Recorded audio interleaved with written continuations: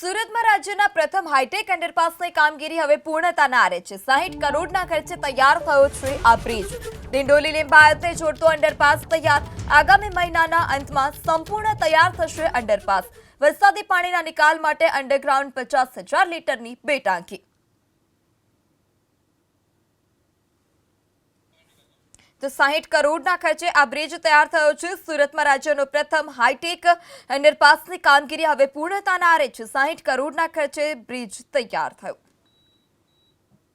लोको माटे खूब सरलता जे नवागामना जनताने, नीलगिरीना जनताने, लिंबायतनी प्रजाने लिंबायतथी ડિંડોલી नवागाम जवा माटे खूब लांबू अंतरथी कपवा पड़तुं त्यारे अमारा नवसारीना लोकप्रिय सांसद आदरणीय सीआर पटेल साहेब અને લિંબાયતના લોકપ્રિય ધારાસભ્ય સંગને પાટીલજી એમના દીર્ઘદૃષ્ટિના કારણે ઘણા વર્ષોથી આ બ્રિજની ડિઝાઇન બનાવવામાં આવતી હતી અને આજે આપણી સામે આપ બધું જોઈ રહ્યા છો।